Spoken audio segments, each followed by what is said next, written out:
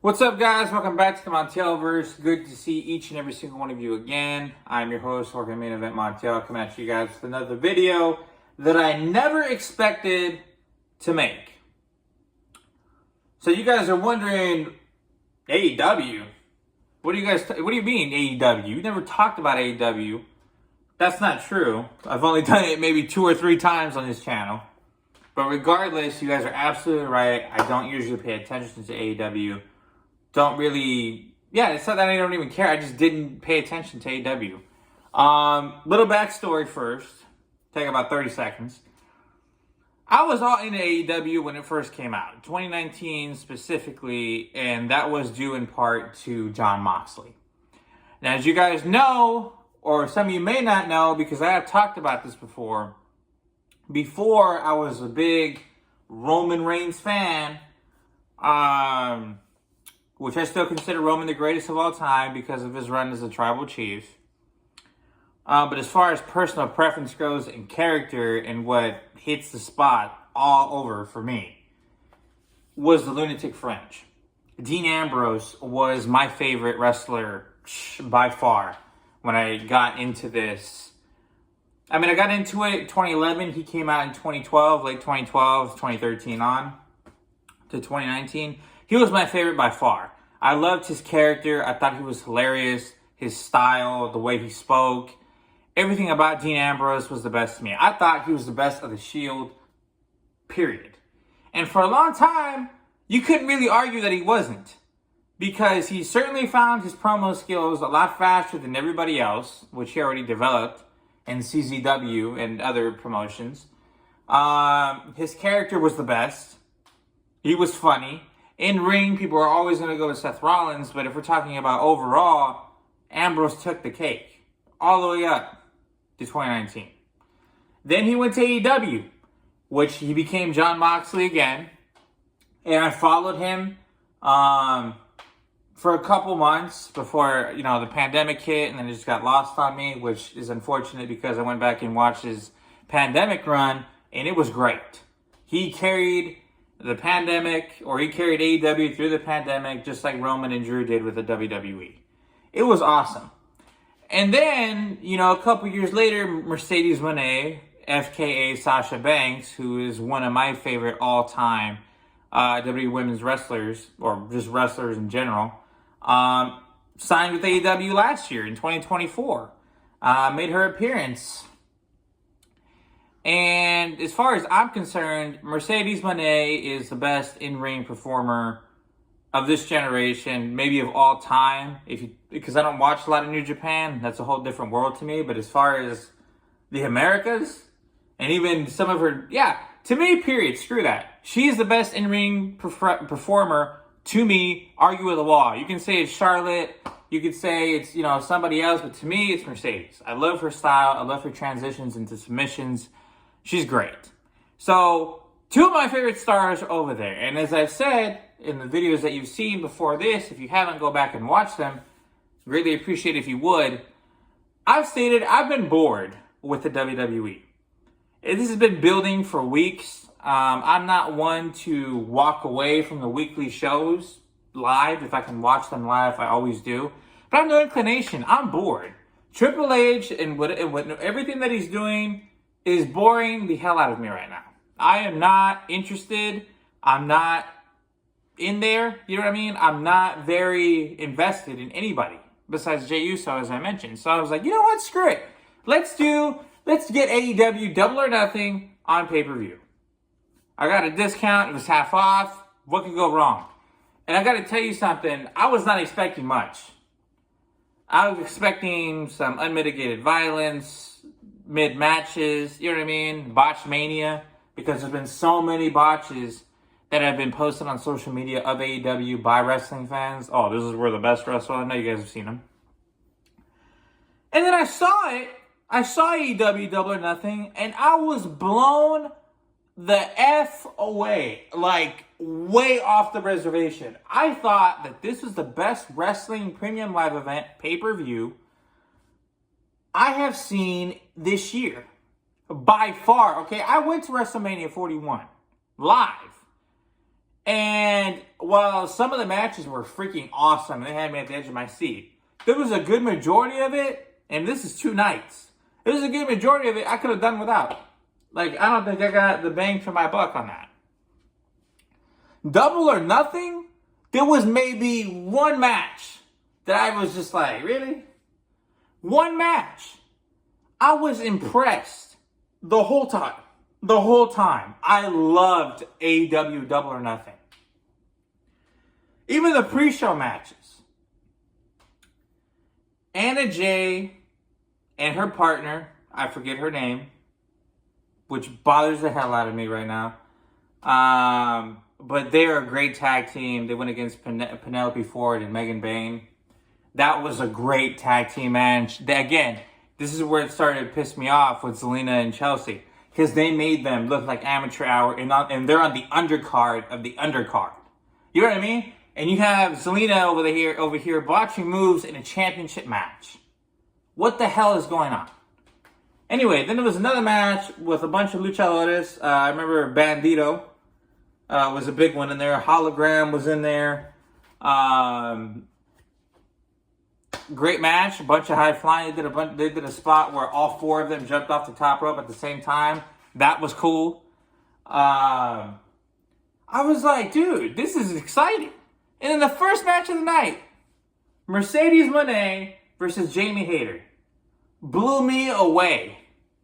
Great match, the back and forth. You don't know when an AEW match is going to end. You know what I'm saying? WWE, oh, okay, that's over. Oh, this guy's going to cheat. You know, you can predict the ending. You're 3/4 of the match in, or you already know heading into the match how it's going to end, and that's exactly how it plays out. AEW doesn't do that. I thought Mercedes was done when Jamie Hayter hit her finisher, and she wasn't. She kicked out. Same thing with Jamie Hayter. I thought she was down and out. She kicked out, got out of the submission. It was exciting. It was back and forth, man. It was great. And then Okada. I don't know much about him because, again, I'm new to AEW, but you can bet your ass I'm going to do some research on all these people because I'm into it. I just watched Dynamite yesterday. That was great.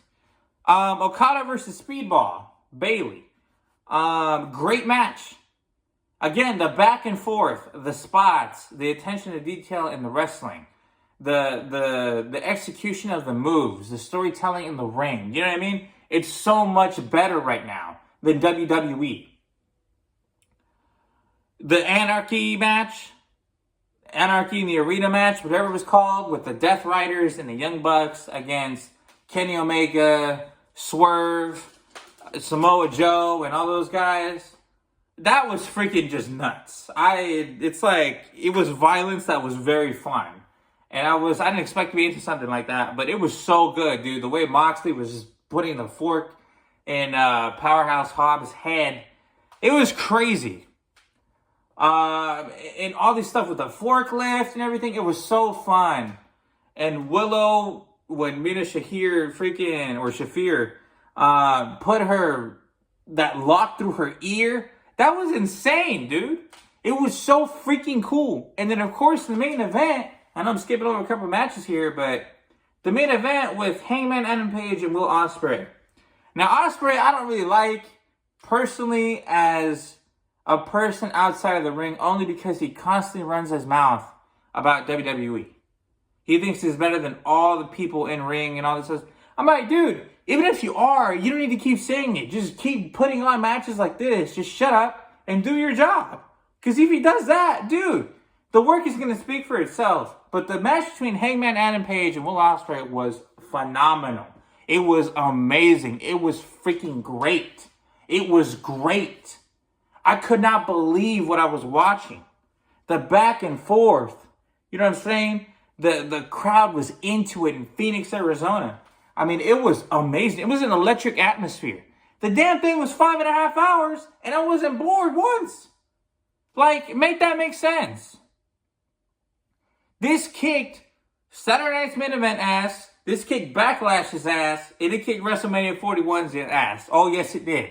It wasn't even close, guys. Like, the Elimination Chamber and the Royal Rumble were good, but there were times where you were like, oh, here we go again. This was insane. The match quality, and I may be new to AEW, but I can tell you this. The match quality, even on Dynamite yesterday, is so much better than what we get on WWE. It's not even close. Am I saying AEW is without its flaws? Hell no. They got some stupid-ass theme songs. They got some terrible names. There's a couple things where I'm like, you gotta be kidding me with this. I mean, some of the theme songs, some of the way these guys dress, their names, their gimmicks, like the Frat. There was a group that came out yesterday on Dynamite called the Frat. I'm like, are you freaking serious right now? So it seems like WWE has better theme songs, better presentation, but AEW takes match quality without even, like, it's not even a challenge. It's not even a fight. You know what I mean? AEW has a lot to offer the wrestling community. And what's funny about all of this is that WWE fans have tried to been sinking this thing since it started. Even though this whole thing was created because of the failures of Vince McMahon to listen to the fans and what they want to see. I'm sorry, but Vince costed me my favorite wrestler. And that's something that I'm never really going to get over. I mean, I would love for Jon Moxley to come back, but I mean, I can't argue with the work that he's doing.